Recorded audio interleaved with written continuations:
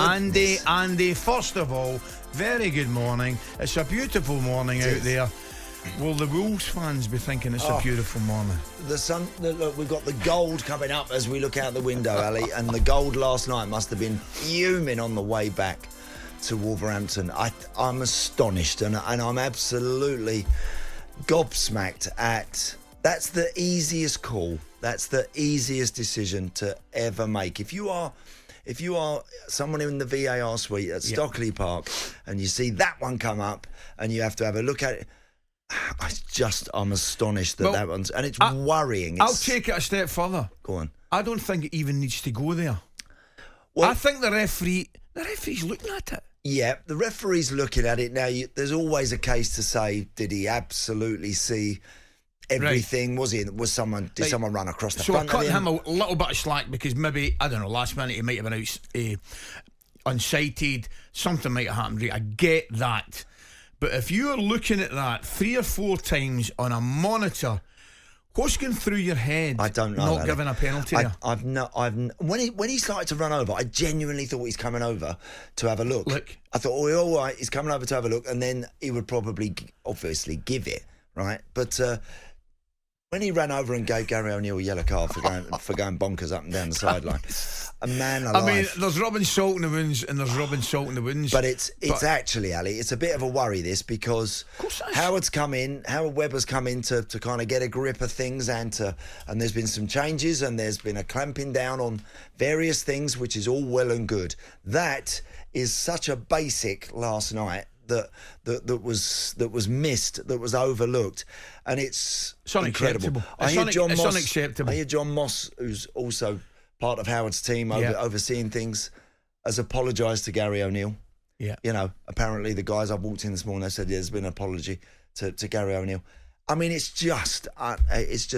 I couldn't catch my breath when it happened, mate. I really couldn't. I've said, Andy, all along, that's the problem I have, right?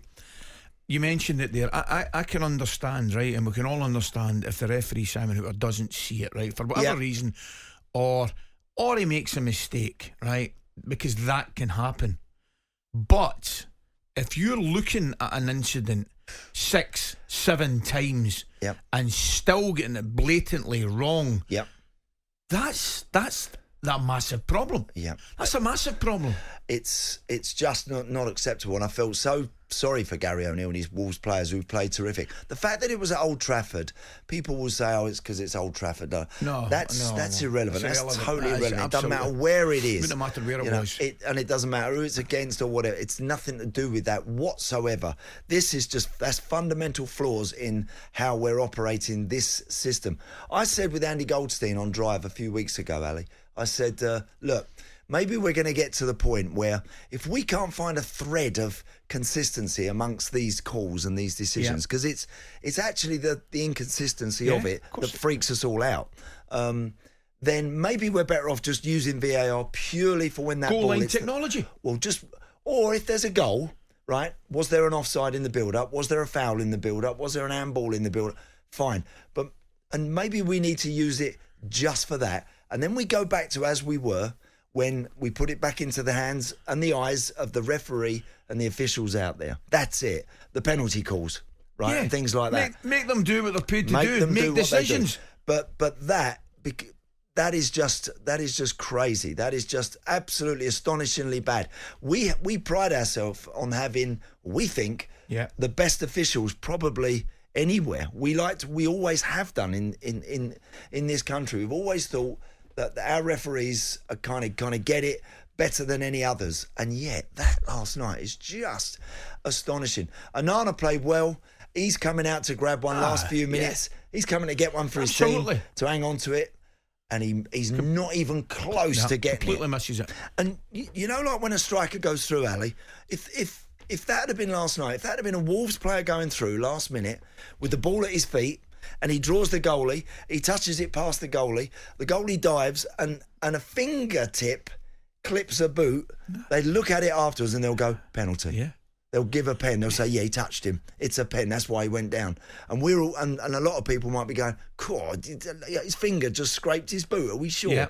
Right? They give that, But they would not give that one last night when it's a wipeout. Right, wipes the fella out. Put yourselves in the situation of VAR, right? Try and explain to me, Andy, what they are seeing that's not a penalty. I listen. I've got no idea, and the gentleman who was obviously on the monitor last night back at Stockley Park, he must when he sees that. He must this morning, especially if apologies are being given to the Wolves guys, and if I'm sure Howard's going to be looking at that and saying, "What are we doing, lads? Come on, absolutely howler. Come on, what on earth's going on?" Excuse me, Michael Salisbury was on VR last night. Howler, just a shocking decision. I'm still not happy with the referee not seeing it in the first place. Yeah, but let's go positive. Wolves. Yeah, Mattis. I mean, I thought he was absolutely terrific. I mean, it's like he was driving an Aston Martin through the middle of that United midfield every time he got the ball, wasn't it? He was so powerful. Him and Matheus Nunes, I thought, was also very, very strong. And you know what?